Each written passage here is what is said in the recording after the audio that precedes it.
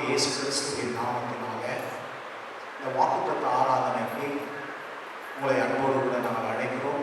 இந்த காணொலியின் மூலமாக கர்த்தருடைய நாமத்தை ஆராதிக்கணும். கர்த்தருடைய வார்த்தையை கேட்கிற நீங்கள் யாவரும் பாக்கியவான்கள். நிச்சயமாகவே இந்த ஜூலை மந்தில் தேவன் நாமே உங்கள் வாழ்க்கையில் பெரிய காரியங்களை செய்கிறவராக இருக்கிறார். இப்போது நாம் ஜெபித்து ஆராதனையை துவங்குவோம். எங்கள் அளவில்லாமல் நேசிக்கும் எங்கள் பரலோக தந்தையை, கர்த்தரும் ரட்சகருமாகிய இயேசுவின் நாமத்தினாலே ஒரு திருச்சமூகத்துக்கு வருகிறோம். தேவனே, நீ மிகவும் நல்லவர். ஆண்டவரே, இந்த பரிசுத்த நாமத்தை இந்த கால வேளையில் நாங்கள் துதிக்கும்படியாக, சோதரிக்கும்படியாக, புகழும்படியாக வந்திருக்கிறோம். எங்களோடு கூட சேர்ந்து ஆராதிக்கிற ஒவ்வொரு மக்களையும், துதிக்கிற ஒவ்வொரு மக்களையும், தேவ செய்தி கேட்கிற ஒவ்வொரு மக்களையும், அவருடைய குடும்பங்களையும், அவருடைய வீடுகளையும் உமது பிரசன்னத்தை இந்த கால வேளையில் கொண்டு வரும்படியாக ஜெபிக்கிறோம். அது பெரிய வல்லமை, பெரிய கிருபை ஒவ்வொரு வேலை கடந்து வருவதாக இயேசுவின் நல்ல நாமத்தை நான் ஜெபிக்கிறோம். எங்கள் நல்ல பிதாவே, ஆமென், ஆமென். நாம் பாடுவோம்.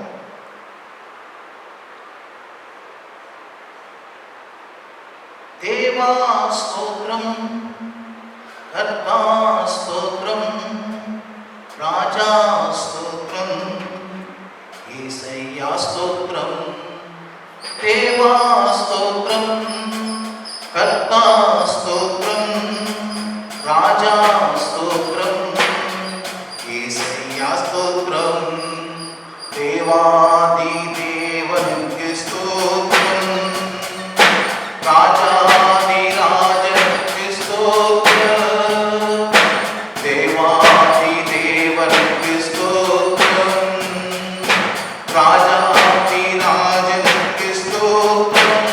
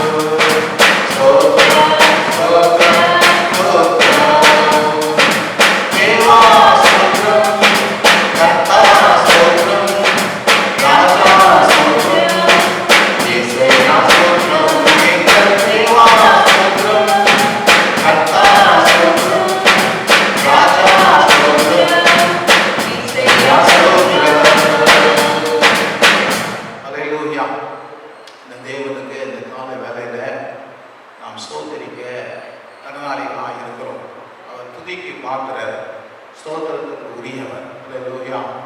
துதிகள் மத்தியிலே அவர் என்ன பண்றாரு? வாசம் பண்ணுகிறவராய் இருக்கிறார். ஆமென். ஒரு பழைய பாடலை நாம் பாடுவோம். 74வது பாடல் ஜெயசிங் ஒரு பழைய பாடல். தேவ தேவனை துதித்திடுவோம், சபையில் தேவன் எழுந்தருள, ஒரு மனதோடு அவர் நாமத்தை துதிகள் செலுத்தி போற்றிடுவோம். தேவ தேவனை துதித்திடுவோம், சபையில் தேவன் எழுந்தருள, ஒரு மனதோடு அவர் நாமத்தை துதிகள் செலுத்தி போற்றிடுவோம்.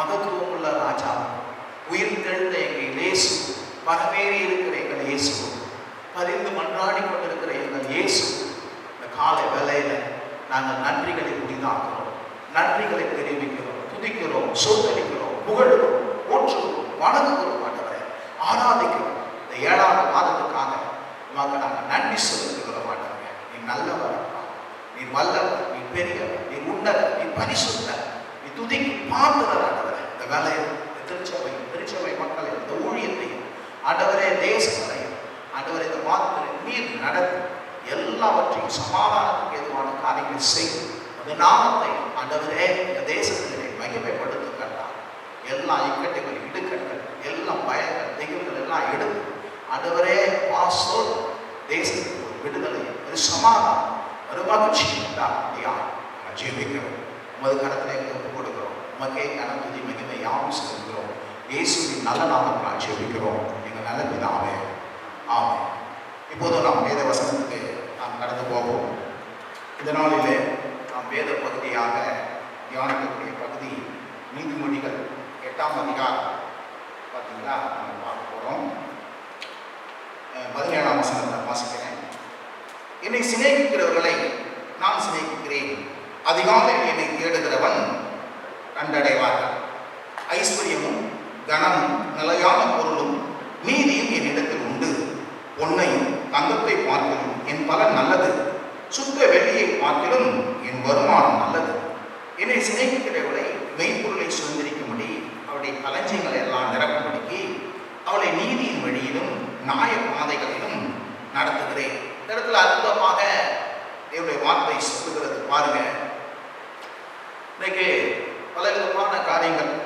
அதில் ஒரு காரியம் என்னன்னா, கடவுள் நம்ம எப்போதும் தருதுறத தான் இருக்கணும், குறைவாக தான் இருக்கணும். ஐஸ்வர்யம் ஒரு பாவம். ஐஸ்வர்யத்தை தேவன் என்ன பண்ணல, விரும்புறது கிடையாது. ஐஸ்வர்யம் வச்சுருந்தா பரலோகம் போக முடியாது. ஐஸ்வர்ய தேவனுக்கு என்னது, ஐஸ்வர்யத்தை தேவன் தருவதில்லை அப்படின்லாம் சொல்லி தப்பான காரியங்களை போதித்து கொண்டிருக்கிறாங்க. ஆனால் அந்த வேதத்தில் வாசிக்கணும் 17, என்னை சிநேகிக்கிறவர்களை நான் சிநேகிக்கிறேன், அதிகாலையில் என்னை தேடுகிறவர்கள் கண்டடைவார்கள் என்று சொல்கிறது. அதாவது இயேசு கிறிஸ்துவை யாரெல்லாம் அன்பு கூறுகிறார்களோ, இயேசு கிறிஸ்துவை யாரெல்லாம் விசுவாசிக்கிறார்களோ அவர்களை எல்லாம் தேவன் என்ன பண்றாரா, அன்பு கூறுகிறவராக இருக்கிறார். விசுவாசி அவர்களை எல்லாம் தேவன் என்ன பண்றாரு, சிநேகிக்கிறவராக இருக்கிறார்.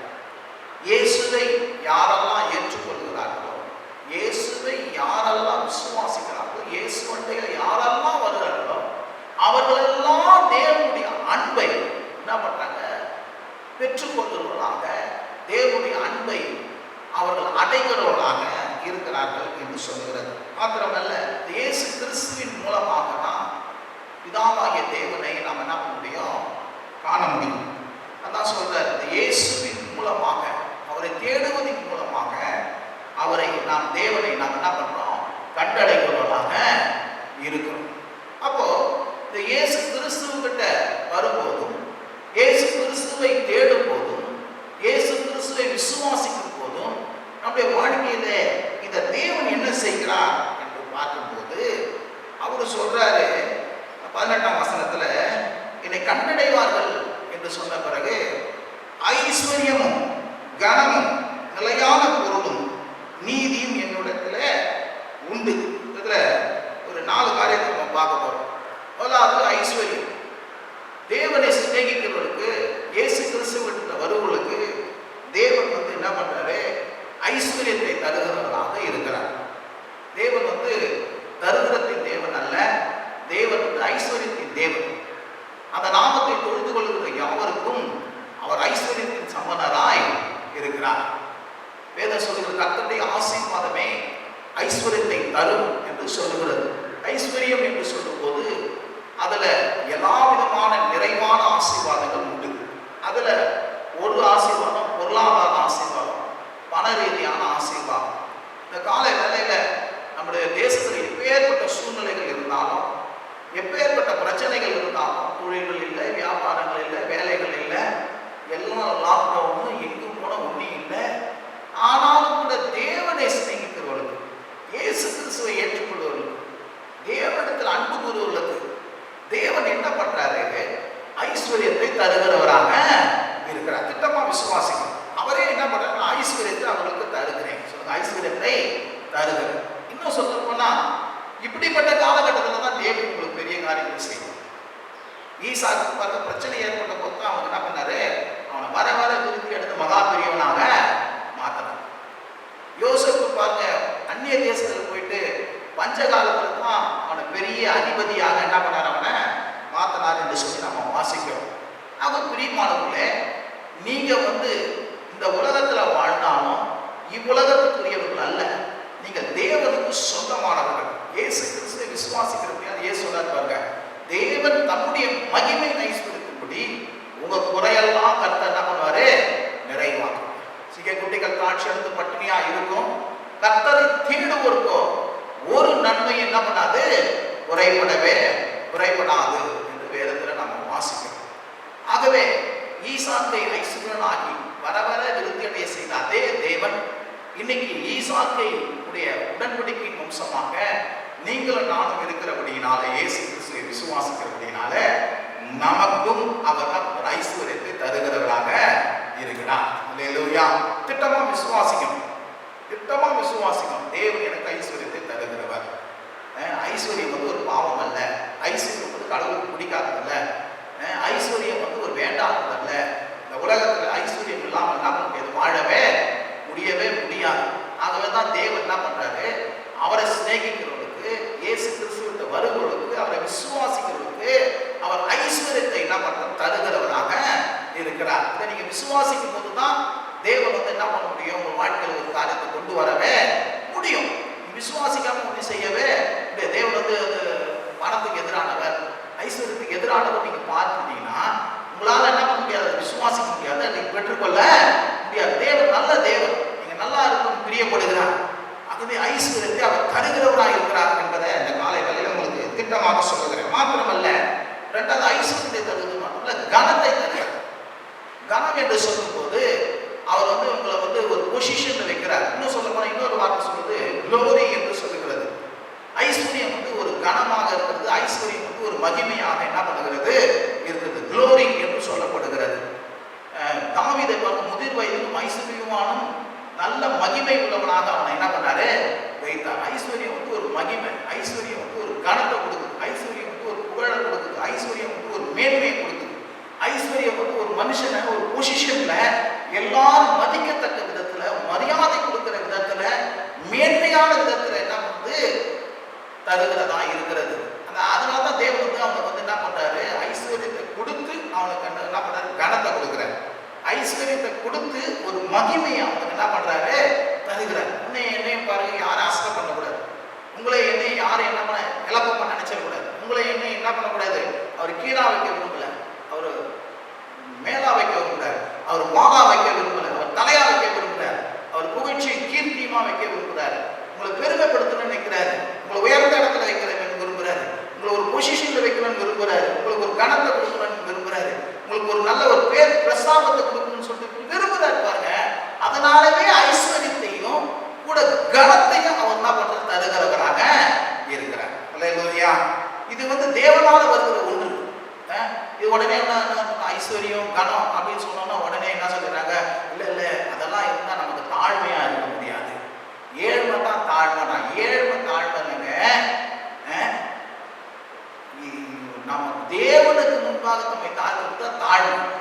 ஐஸ்வர்யம் இல்லாம இருக்கிறது தாழ்மை இல்லை, ஒரு நல்ல பொசிஷன்ல வருவது தாழ்மை கிடையாது. அல்லேலூயா. அப்போ தாழ்மை என்பது என்ன அப்படின்னா, தேவனுக்கு நம்மை கீழ்ப்படுத்துவது தான் மெய்யான தாழ்மையாக என்ன பண்ணுகிறது? இருக்கிறது. ஆக பிரியமானவர்களே, இந்த கால வேளையில சொல்றேன், அவர் உங்களுக்கு ஐஸ்வர்யத்தை தருவது மட்டுமல்ல, உங்களுக்கு ஒரு கனத்தை தருகிறார், உங்களுக்கு ஒரு புகழை தருகிறார், உங்களை ஒரு பெருமைப்படுத்துகிறார். ஆபிரகாம் அழைக்க சொல்றாரு, உங்க பேரை நான் என்ன பண்ணுவேன்? பெருமைப்படுத்துவேன். உங்க பேரை என்ன பண்ண போறேன்? பார்த்துக்கிட்டு உங்களுக்கு சொல்றேன், கர்த்தர் உங்க பேரை பெருமைப்படுத்துவார், உங்களை புகழ்ச்சி கீர்த்தியம் வைப்பார், உங்களை மேன்மைப்படுத்துவேன்னு சொல்லியிருக்கிறார்.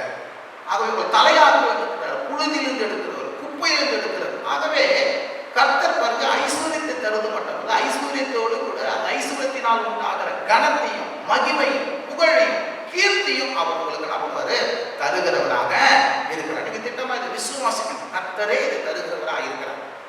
மூன்றாவது நீங்க பார்க்க போனா நிலையான பொருள். சொல்லுங்க, நிலையான பொருள். எல்லாம் பாருங்க, நிறைய இடத்துல பாத்தீங்கன்னா நிலையான ஐஸ்வர்யத்தின் மேல் நம்பிக்கை வைக்காமன்னு சொல்லுது. அப்போ ஐஸ்வர்யம் அப்படின்னு சொன்னோம்னா பொருள் என்ன சொன்னா வந்துட்டு போயிடுங்க, கொஞ்ச நாள் இருக்குங்க, அப்புறம் காணாது போயிடுங்க அப்படின்னு சொல்லிட்டு எல்லாரும் என்ன பண்றாங்க, நினைச்சிடறாங்க. இல்லை, அப்படி கிடையாது. உலகத்தினால வருகிற, பிசாசினால வருகிற, தவறான முறையினால வருகிற செல்வங்கள் வந்து நிற்காம அது ஓடிடும், கரைஞ்சி போயிடும், இல்லாம போயிடும்.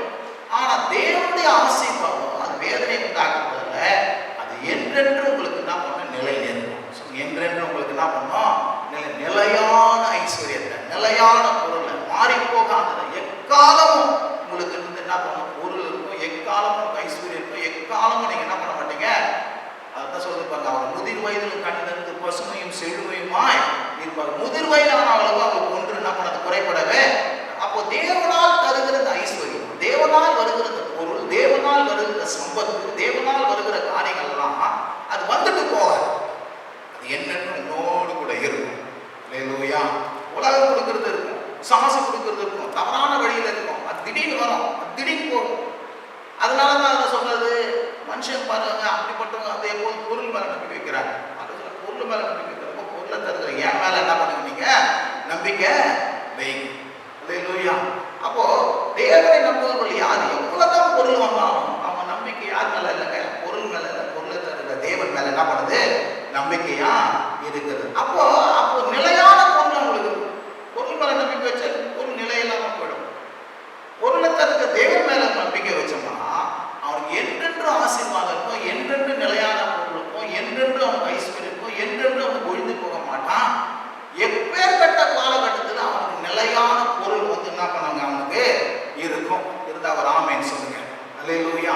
முதல்ல ஐஸ்வர்யத்தை தராரு, அந்த ஐஸ்வர்யத்தினால ஒரு கணத்தை தருகிறாரு. தேவன் தருகிற ஐஸ்வர்யம் வந்து எப்படிப்பட்ட ஐஸ்வர்யம், வந்துட்டு போற ஐஸ்வர்யம் கிடையாது. அது வந்துட்டு ஒரு காலம் மட்டும் இருக்கு, அதுக்கப்புறம் காணாது போற ஐஸ்வர்யம் கிடையாது. அது என்றென்றுமா நம்மோடு கூட இருக்கும், நிலையா இருக்கும், சொல்லுங்க, ஸ்டேபிளா இருக்கும், என்றென்று இருக்கும். இன்னும் சொல்ல போனா அதிகமா தான் ஆகும் வழிய, அது அவனுக்கு என்ன பண்ணது, குறைவா போகவே போகாது. நான்காவது காரியம், முதல்ல ஐஸ்வர்யத்தை தராரு. ரெண்டாவது கனத்தையும் மகிமையும் கீர்த்தியும் புகழ்ச்சியும் மேன்மையும் தராரு ஐஸ்வர்யத்தினால. மூணாவது, இந்த ஐஸ்வர்யம் எப்பேற்பட்ட ஐஸ்வர்யம், நிலையானதா இருக்கும், ஏதோ வந்துட்டு போறதுலாம் என்ன பண்ணாது, இருக்கவே இருக்காது. நாலாவது வந்து சொல்றாரு, அவர்கள் களஞ்சியங்களை நான் நிரப்பும்படி, அதாவது அவருடைய ட்ரெஷர்ஸ், அக்கௌண்ட்ஸ், அவருடைய எல்லா காரியங்களையும் கர்த்தரே வந்து என்ன பண்ணுவாங்க, நிரப்புவார். கர்த்தரே என்ன பண்ணுவாரு, நிரப்புவார். அப்போ உன் அக்கௌண்ட் காலியா இருக்கணும், உனக்கு உண்டான காலியா இருக்கணும்லங்க, உனதெல்லாம் நிரம்பணும்னு சொல்லிட்டு கர்த்தர் என்ன பண்ற, நிரம்புகிறார். அவர் சொல்றாரு பாருங்க, என்னை சிநேகித்தவர்களை மெய்ப்பொருளை சுதந்திரிக்கும்படி, அவருடைய களஞ்சியங்களை நான் நிரப்பும்படி, அவர்கள் நீதியின் வழியிலும் நியாய பாதைகளில் நடத்துகிறேன். கர்த்தரே நிரப்புவாருங்க. அல்லேலூயா. நீங்க பார்க்கலாம், கர்த்தர் வந்து பாருங்க, குறைவா இருக்கிறதெல்லாம் என்ன பண்ணாரு, நிறைவா என்ன பண்ணாரு, நிரப்பினாரு பாருங்க. நிச்சயமா சொல்ற, காலை வேளையில கேட்டுக்கொண்டிருக்கிற அன்பு சகோதரனே சகோதரிகளே, தேவ ஜனமே, கர்த்தர் வந்து என்ன பண்ணுவார், உங்களுடைய எல்லா தேவைகளையும் கர்த்தர் பரிபூர்ணமா என்ன பண்ணுவார், நிரப்புகிறவராக இருக்கிறார். இந்த காலை வேளை விசுவாசிங்க, திட்டமா விசுவாசிங்க. எப்பேற்பட்ட சூழ்நிலை இருக்கலாம், எப்பேற்பட்ட ப்ரெஷர், எப்பேற்பட்ட ட்ரையல் இருக்கலாம், எப்பேற்பட்ட சோதனை இருக்கலாம், எப்பேற்பட்ட பிரச்சனை இருக்கலாங்க. ஆனால் கர்த்தர் மாறாதவங்க, கர்த்தருடைய வார்த்தை மாறாது, அது சத்தியம், அது உண்மை. பாருங்க, கர்த்தர் உங்க களஞ்சியங்கள், நீ கையிடுற காரியங்களில எப்போதும் ஒரு நிறைவை தான் கட்டளை, ஷார்டேஜ் இருக்காது. அதாவது வேணும் தாவீது சொல்றாங்க, நன்மையும் கிருபையும் என்னை தொடரும், என் பாத்திரம் நிரம்பி வழிகிறதாய் இருக்கிறது. ஹல்லேலூயா. ஆனா பிரியமானவர்களே, இந்த காலை வேளையில சொல்ற கர்த்தர் வந்து என்ன பண்ணுவாரு, ஐஸ்வர்யத்தை தருகிறவர், ஏராளமா தாராளமா தருகிறவர், மாத்திரமல்ல உனக்கு ஒரு கனத்தையும் மகிமையும் அதன் மூலமா தருகிறவர். அவர் கொடுக்கிற ஐஸ்வர்யம் உன்னை விட்டு ஒரு நாளும் போவாது, அது என்றென்று இருக்கும், அது நிறைவா இருக்கும், இன்னும் அதிகமா தான் ஆகும். மாத்திரமல்ல, அவரே உன்னுடைய எல்லாவற்றையும் ஒவ்வொரு நாளும் என்ன பண்ற, பாத்திரத்தை நிரப்புகிறவராக, நன்மையும் கிருபையும் வாழ்க்கையை தொடர செய்கிறவராக, அவர் தமது மகிமையின் ஐஸ்வர்யத்தின்படி உங்களை எல்லாவற்றையும் நிரப்புகிறவராக கர்த்தர் என்ன பண்ற இருக்கிறார். அவர் களஞ்சியங்களை நிரப்புவார், அவருடைய தேவைகளை சந்திக்கிறவர், அவர் நிரந்தரமாய் சந்திக்கிறார். அல்லேலூயா. ஆக இந்த காலகட்டத்தில் நீங்க நான் இயேசுவை விசுவாசிக்கிறேன், நான் இயேசுவண்டையில வந்திருக்கிறேன், நான் இயேசுவை ஆண்டவராய் ஏற்றுக்கொண்டிருக்கிறேன், இயேசுவை ரட்சகராய் ஏற்றுக்கொண்டிருக்கிறேன். ஆகவே தேவன் என் தகப்பனா இருக்கிறார், தேவன் என் தந்தையா இருக்கிறார். அவர் இந்த பூமியில நான் எல்லா ரீதியிலும் நல்லா வாழ்றதுக்கு எல்லாவற்றையும் எனக்கு பரிபூர்ணமாய் தருவார் என்று சொல்லி நீங்க என்ன பண்ண இந்த காலை வேளையில விசுவாசிக்கலாம். அப்படி நீங்க விசுவாசிப்பீங்கன்னா நான் சொல்றேன் பாருங்க, எப்பேற்பட்ட சூழ்நிலை இருந்தாலும் உங்க வாழ்க்கையில ஒரு பஞ்சம் இருக்காது, ஒரு குறைவு இருக்காது, எல்லாம் நிறைவா நீங்க என்ன பண்ணுவீங்க, இருப்பீங்க. கர்த்தருடைய ஆசீர்வதிப்பாராக. விசுவாசிங்க. கர்த்தராகி இயேசு கிறிஸ்து குறையெல்லாம் கிறிஸ்து இயேசுக்குள்ள என்ன பண்ணுவாரு, நிறைவாக்குவாரு. உங்கள் ஆலையில திராட்சரசத்தை கொண்டு விடுவாரு. உங்கள் நீதி விளைச்சல் எல்லாம் வர்த்திக்க செய்வாரு. நன்மையை கிருபையை தொடர செய்வாரு.